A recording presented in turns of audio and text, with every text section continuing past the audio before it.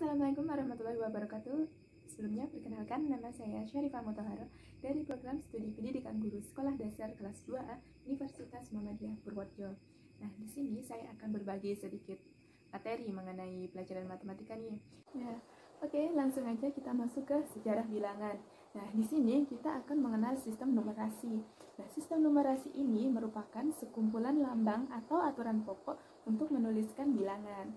Yuk langsung aja kita ke sistem bilangan maya.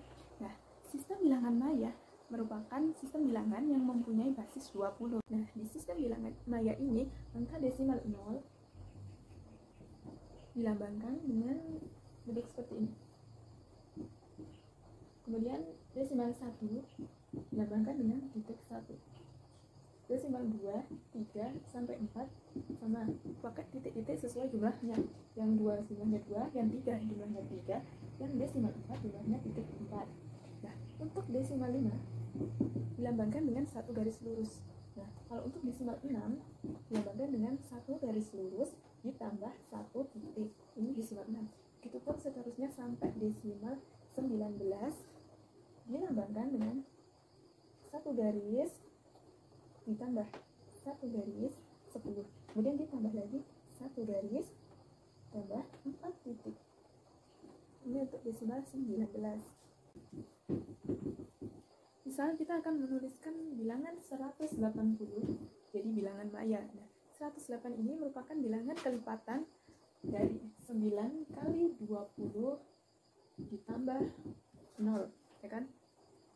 Nah, 9 kali 20 ini kan 180 ditambah 0. Untuk lambang bilangannya, jadi garis 1 ditambah titik sejumlah 4 buah, kemudian ditambah 0. Nah, ini 9 kali kelipatan 20 ditambah 0 menjadi 180. Lanjut lagi kita ke sistem bilangan Babilonia.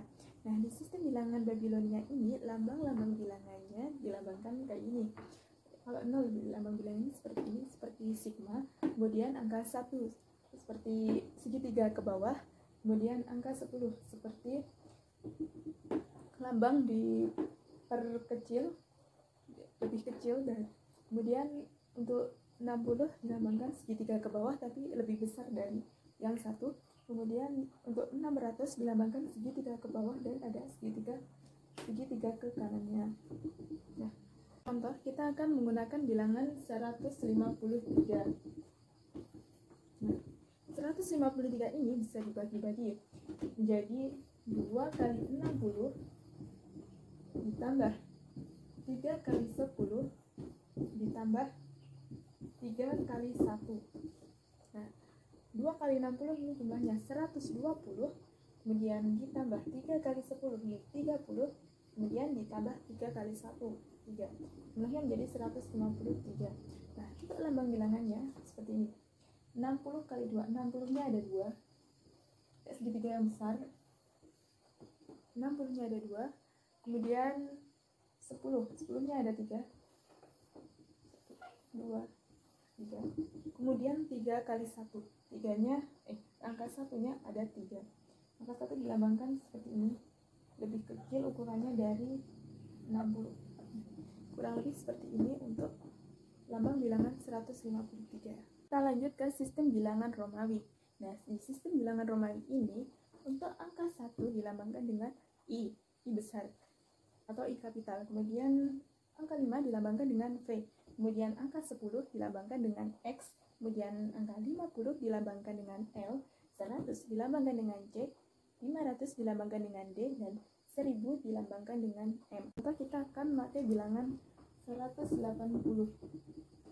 180 ini apabila dilambangkan dalam sistem bilangan Romawi menjadi, kita pecah dulu sebelumnya, kita pecah menjadi 1 kali 100 ditambah 1 kali 50 ditambah 3 kali 10. Ini jadi 100, ini 50, ini tambah jadi 30. Jadi totalnya 180. Untuk lambang bilangannya menjadi 100 dilambangkan dengan C. Kemudian untuk 50 dilambangkan dengan huruf L. Kemudian 30 karena dari 3 kali 10, angka 10-nya ada 3, dilambangkan dengan X sebanyak 3 kali.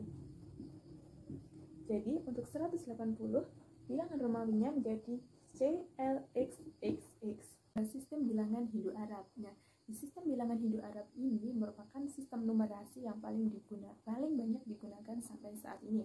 Nah, di sistem bilangan Hindu-Arab ini memiliki 10 lambang yang disebut angka, dimulai dari angka 0, 1, 2, 3, 4, 5, 6, 7, 8, dan 9. Nah, ke-10 angka ini dipengaruhi oleh jumlah banyaknya jari tangan kita, kan ada 10, dalam bahasa Latin disebut decimal, makanya disebut desimal. Di sistem bilangan Hindu-Arab ini menggunakan nilai tempat. Nah, contohnya nilai tempat 5, angka 5 dalam bilangan 5, 5, 5, dan 5 ini memiliki nilai tempat yang berbeda. Angka 5 yang pertama memiliki nilai tempat ribuan, jadi 5.000. Angka 5 yang kedua memiliki nilai tempat ratusan, yaitu 500.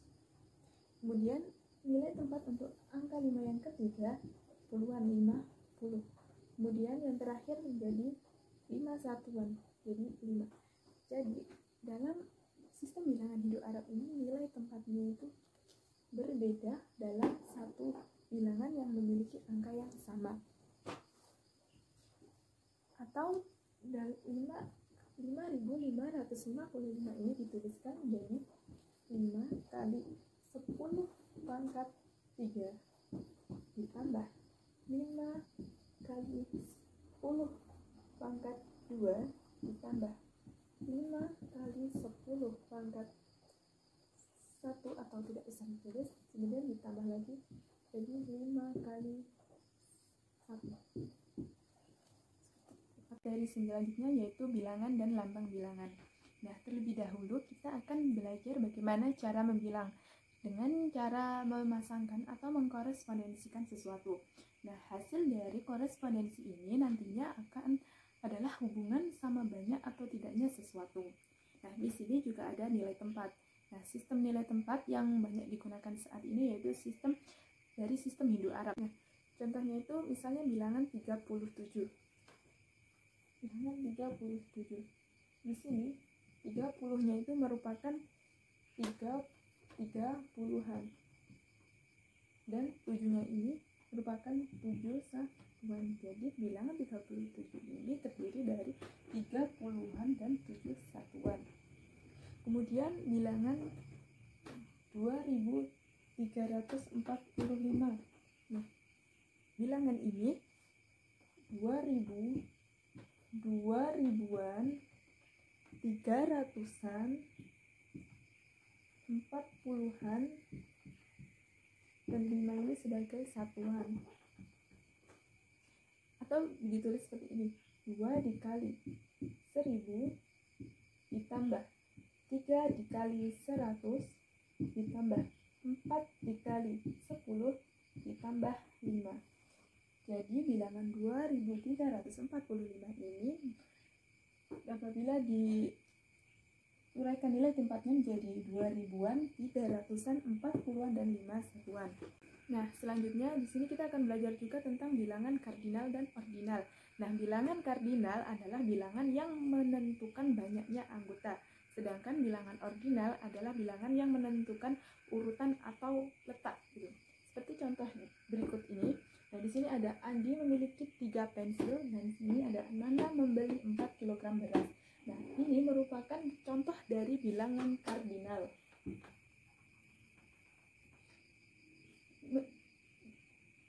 Nah, bilangan kardinal ini menunjukkan banyaknya anggota. Dan di sini ada 3 pensil, kemudian di sini ada 4 kg beras. Nah, untuk bilangan ordinal menyatakan urutan. Siswa itu duduk di barisan kedua. Kedua ini merupakan ordinal dan rumahnya terletak pada urutan kelima dan dari kanan, dan kelima ini yang bisa menunjukkan ordinal. Jadi kalimat ini merupakan ordinal. Oke, kita akan ke materi berikutnya tentang himpunan bilangan. Nah, di sini kita akan belajar tentang bilangan cacah terlebih dahulu. Nah, bilangan cacah ini merupakan bilangan yang digunakan untuk menyatakan cacah anggota atau kardinalitas suatu himpunan.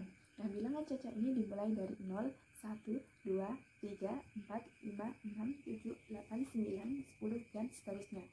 Kemudian ada bilangan genap dan ganjil atau gasal. Nah, bilangan genap ini merupakan bilangan yang habis dibagi 2. Nah, contohnya 4 dibagi 2 sama dengan 2, sisanya 0. Kemudian 8 dibagi 2 sama dengan 4, sisanya 0. Untuk bilangan gasal adalah bilangan yang tidak genap. Nah, secara umum bilangan gasal ini dapat diperoleh dengan cara menambahkan bilangan genap dengan 1. Contohnya 14 ditambah 1 sama dengan 15. Nah, 15 ini merupakan bilangan gasal atau ganjil. Nah, selanjutnya tentang konsep habis bagi. Nah, konsep habis bagi ini sebagai contohnya, jika 3 kali 4 sama dengan 12, maka 12 bagi 3 sama dengan 4. Nah, 3 di sini membagi 12 habis dibagi 3, kemudian 12 merupakan kelipatan dari 3, dan 3 merupakan faktor dari 12. Nah, 12 ini habis dibagi 3 maupun habis dibagi 4. Kemudian ada bilangan prima. Nah, bilangan prima ini merupakan bilangan bulat yang lebih besar dari 1, yang memiliki hanya 2 faktor, yaitu 1 dan bilangan itu sendiri. Contohnya adalah bilangan 2. 2 memiliki faktor 1 dan 2. Kemudian 3 memiliki faktor 1 dan 3. Kemudian ada 5 yang memiliki faktor 1 dan 5. Kemudian ada 7 yang memiliki faktor 1 dan 7. Nah, untuk menentukan bilangan prima antara 1 dan 100 bisa menggunakan cara saringan Eratosthenes. Caranya dengan mengurutkan bilangan 1 sampai 100, kemudian coret bilangan kelipatan 2 yang lebih besar dari 2. Setelah itu, kemudian coret bilangan kelipatan 3 yang lebih besar dari 3, kemudian coret bilangan kelipatan 5 yang lebih besar dari 5, dan yang terakhir coret bilangan kelipatan 7 yang lebih besar dari 7. Nah, nanti bilangan yang tidak dicoret itu adalah bilangan prima. Berikutnya tentang operasi hitung bilangan cacah. Nah, di sini ada penjumlahan. Nah, sifat-sifat penjumlahan pada operasi bilangan cacah ada tertutup. Nah, jadi jumlah dari setiap pasang bilangan cacah selalu menghasilkan tepat satu anggota dari himpunan bilangan cacah tersebut. Jadi contohnya seperti ini. Misal 2 tambah 3 sama dengan 5. Nah, 2 tambah 3 ini termasuk bilangan cacah, dan 5 ini juga termasuk anggota himpunan bilangan cacah. Kemudian ada komutatif. Nah, komutatif itu pertukaran. Jadi pada setiap bilangan cacah A dan B berlaku A plus B sama dengan B plus A. Contoh, 4 tambah 5 sama dengan 5 tambah 4. 4 tambah 5 hasilnya 9, dan 5 tambah 4 hasilnya juga 9. Kemudian ada asosiatif. Nah, asosiatif ini disebut juga pengelompokan. Jadi pada setiap bilangan cacah A, B, C berlaku A plus B plus C sama dengan A plus B plus C. Misal 2 tambah 3 tambah 1 sama dengan 2 tambah 3 tambah 1. Hasilnya 5 tambah 1, 6. Hasilnya 2 tambah 4, 6. Hasilnya sama-sama 6. Selanjutnya ada penjumlahan dengan bilangan 0. Nah, 0 di sini termasuk elemen identitas penjumlahan. Oleh karena untuk setiap bilangan cacah A berlaku A plus 0 sama dengan A, dan 0 plus A sama dengan A. Misal 7 plus 0 sama dengan 7, dan 0 plus 7 sama dengan 7. Nah, kemudian ada perkalian. Nah, sifat-sifat perkalian pada bilangan cacah ada tertutup. Nah, hasil kali dua bilangan cacah merupakan anggota dari himpunan bilangan cacah tersebut. Contohnya, 2 kali 3 sama dengan 6. 2 dan 3 ini termasuk bilangan cacah, dan 6 juga termasuk anggota bilangan cacah. Kemudian ada komutatif. Nah, pada semua bilangan cacah ada berlaku A kali B sama dengan B kali A. Lalu 4 kali 3 sama dengan 3 kali 4. Hasilnya di sini sama-sama 12. Kemudian ada juga asosiatif. Pada setiap bilangan cacah A, B, C berlaku A dalam kurung A kali B kali C sama dengan A kali dalam kurung B kali C. Jadi A kali B kali C sama dengan A kali B kali C. Nah, kemudian ada elemen identitas. Nah, bilangan 1 merupakan elemen identitas. Jadi setiap bilangan yang dikalikan dengan 1 hasilnya adalah bilangan itu sendiri. Contohnya 1 kali A sama dengan A dan A kali 1 sama dengan A. Selanjutnya ada sifat perkalian dengan bilangan 0. Jika A bilangan cacah, maka 0 kali A sama dengan 0 dan A kali 0 sama dengan 0. Jadi semua bilangan yang dikalikan dengan 0 hasilnya adalah 0. 0 kali A sama dengan 0. 0 kali A misalnya 8 sama dengan 0. Kemudian untuk distributif perkalian terhadap penjumlahan pada bilangan cacah A, B, C berlaku A kali B plus C sama dengan A kali B ditambah A kali C. Dan ada juga B plus C kali A sama dengan BA plus CA. Kemudian ada pengurangan dan pembagian bilangan cacah. Nah, untuk pengurangannya, pengurangan bilangan cacah B dari bilangan cacah A ditulis A min B, menghasilkan bilangan cacah C, jika dan hanya jika C plus B sama dengan A. Jadi, contohnya, 11 kurangi 5 sama dengan 11. Jika dan hanya jika 11 tambah 5 sama dengan 16. Kemudian 8 kurangi 2 sama dengan 6. Jika dan hanya jika 6 plus 2 sama dengan 8. Nah, untuk pembagiannya, pada pembagian jika X adalah bilangan cacah dan Y adalah bilangan asli, maka X dibagi Y sama dengan bilangan cacah Z. Jika dan hanya jika Z kali Y sama dengan X. Jadi contohnya 12 dibagi 3 sama dengan 4. 12 dibagi 3 sama dengan 4. Jika dan hanya jika 4 kali 3 sama dengan 12. Kemudian ada urutan bilangan cacah. Nah, di sini akan membahas tentang lebih dari dan kurang dari. Contohnya 6 kurang dari 14. Nah, karena ada bilangan cacah 8, 6 tambah 8 sama dengan 14. Kemudian ada 10 lebih besar dari 4. Nah, di sini ada bilangan 6 yang sehingga menjadi 10 sama dengan 4 ditambah 6. Nah, selanjutnya ada notasi pangkat. Nah, contohnya bilangan 2 pangkat 4.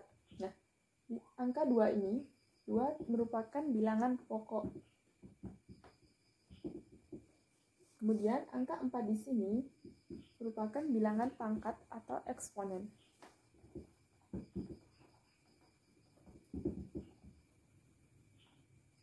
Kemudian hasil dari 2 pangkat 4 sama dengan 2 kali 2 kali 2 kali 2 sama dengan 4 kali 4 sama dengan 16. Perkalian bilangan pangkat A pangkat 2 dikali A pangkat 3 sama dengan A 2 tambah 3 sama dengan A pangkat 5. Kemudian A pangkat M dikali B pangkat M sama dengan A kali B pangkat M. Kemudian A pangkat M dikali N sama dengan A pangkat M kali N. Oke, selanjutnya kita akan masuk ke materi bilangan bulat. Nah, bilangan bulat itu dimulai dari bilangan minus. Jadi misal minus 4, minus 3, minus 2, minus 1, 0, 1, 2, 3, 4, dan seterusnya. Ini termasuk bilangan bulat. Nah, Di sini kita akan mengenal sifat-sifat bilangan bulat.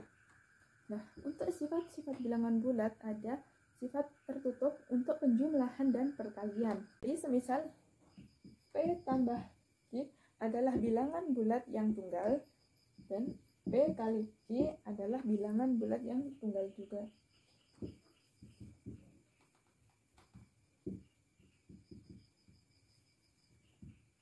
Nah, selanjutnya ada komutatif. Nah, komutatif ini di operasi penjumlahan dan perkalian. Contohnya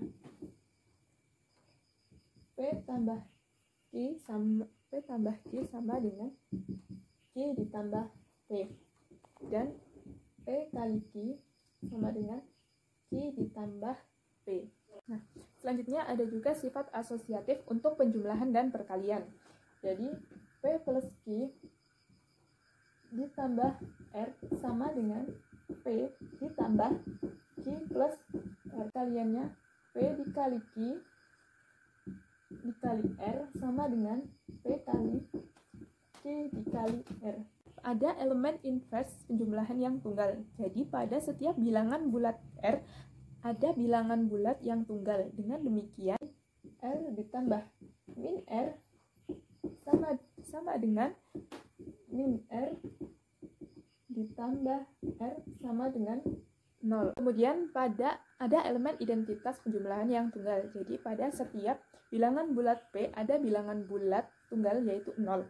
Dengan demikian jadi P tambah 0 sama dengan 0 tambah P. Dan ini hasilnya adalah P.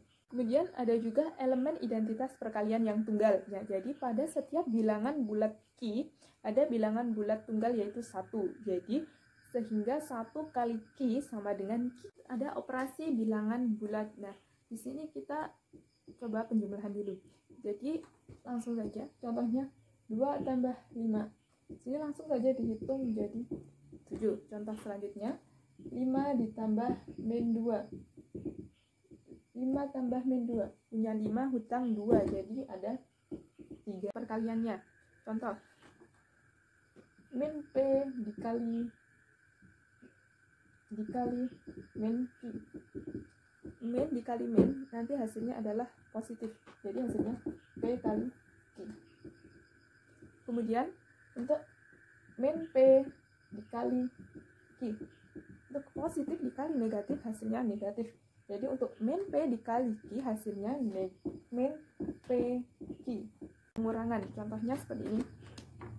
Min 4 dikurangi 5 sama dengan, bisa juga diubah dalam bentuk penjumlahan dengan merubah salah satu ininya.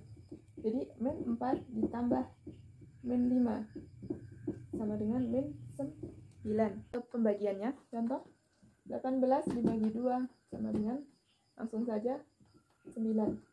Karena ini positif semua ya.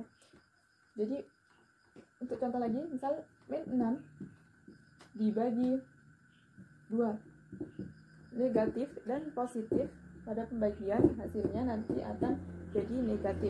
Jadi min 6 dibagi 2 hasilnya min 3. Min 12 dibagi min 6. Min dan min pada pembagian nanti hasilnya akan menjadi positif. Min 12 dibagi min 6 hasilnya menjadi 2. Berikutnya yaitu KPK dan FPB. Nah, KPK itu kelipatan persekutuan terkecil dan FPB itu faktor persekutuan terbesar. Nah, KPK dan FPB ini bisa dicari dengan menggunakan pohon faktor. Nah, contohnya seperti ini. Untuk KPK dari 12 dan 36 bisa dicari dengan pohon faktor dulu. 12 2 dibagi 2 sama dengan 6 dibagi 2 sama dengan 3. 36 dibagi 2 sama dengan 18 dibagi 2 sama dengan 9 dibagi 3 sama dengan 3. Nah, berarti 12 sama dengan 2. 2-nya ada 2, jadi ditulis 2 pangkat 2 dikali 3. Dan 36 2 pangkat 2 dikali 3 pangkat 2. Nah, untuk KPK-nya dicari yang sama. Jika Jika ada yang sama, cari yang pangkat paling besar. 2 pangkat 2. Kemudian 3. 3 dicari pangkatnya yang paling besar, yaitu 3 pangkat 2. Jadi 2 pangkat 2, 4 kali 3 pangkat 2 itu 9. 4 kali 9, 36. Mencari FPB-nya juga dengan pohon faktor nih. Contohnya, FPB dari 21 dan 60. 21 kita uraikan dulu, dibagi 3 sama dengan 7. Karena ini udah 5, 60 dibagi 2 sama dengan 30, dibagi 2 sama dengan 15. 15 dibagi 3 sama dengan 5. 21 sama dengan 3 kali 7, 60 sama dengan 2 pangkat 2 kali 3 kali 5. Nah, untuk FPB-nya cari yang sama yang pangkatnya paling kecil. Jadi FPB-nya 21 dan 60 itu 3. Selanjutnya tentang bilangan rasional dan irasional. Nah, bilangan rasional itu bilangan yang dapat dinyatakan sebagai perbandingan dua bilangan bulat A dan B di mana A per B dan B-nya itu tidak sama dengan 0. Contohnya 3 per 7, 2 per 5, 4 per 9. Nah, bagian B-nya ini 7, 5, 9 tidak sama dengan 0. Kemudian bilangan rasional dapat ditulis sebagai desimal dengan deretan angkanya yang teratur. Nah, contohnya itu 1 per 8 sama dengan 0,12500. Kemudian 1 per 6 sama dengan 0,16666. Nah, di sini nolnya itu teratur 000. Di sini 6-nya juga teratur 6666. Ada bilangan irasional. Nah, bilangan irasional ini merupakan bilangan yang tidak rasional. Nah, bilangan irasional ini tidak dapat dinyatakan sebagai perbandingan bilangan bulat A dan B dengan B tidak sama dengan 0. Nah, bila bilangan rasional ini ditulis dengan desimal, maka tidak berhenti dan tidak berulang. Nah, sebagai contohnya itu bilangan pi. Bilangan pi sama dengan 3,14159263 dan seterusnya. Nah, ini tidak membentuk pola yang teratur dan berulang. Nah, kemudian ada bilangan akar 3. Nah, akar 3 itu sama dengan 1,732. Dan ini juga tidak membentuk pola yang teratur dan berulang. Masuk ke bab aritmatika sosial. Nah, di sini kita akan mempelajari tentang mata uang. Nah, pertama adalah nilai mata uang. Misalnya 12.500. Nah, jika diuraikan 12.500 ini akan menjadi satu lembar uang 10.000 ditambah 2 lembar uang 1.000 rupiah jadi 2.000 ditambah 1 keping uang 500. Jadi apabila dijumlahkan jadi 12.500. Kemudian untuk uang dan perdagangan. Nah, di sini akan menghitung tentang keuntungan dan kerugian. Nah, untuk keuntungan rumusnya harga jual dikurangi harga beli. Jadi semisal untung harga jualnya 10.000 dikurangi harga belinya 8.000 sama dengan 10.000 kurangi 8.000 sama dengan 2.000. Jadi keuntungannya adalah 2.000 rupiah. Nah, untuk kerugian rumusnya adalah harga beli dikurangi harga jual. Nah, harga belinya di sini 8.000 dikurangi 10.000 sama dengan minus 2.000. Jadi di sini akan mengalami kerugian sebesar 2.000 rupiah. Nah, kemudian ajar juga tentang pinjaman dan tabungan. Nah, di sini untuk rumus-rumusnya ada MA sama dengan M plus dalam kurung M kali P. Nah, kemudian ada MA sama dengan M dalam kurung 1 tambah B. Kemudian ada juga M sama dengan B per N kali 10. A di sini adalah modal akhir dan M itu modalnya.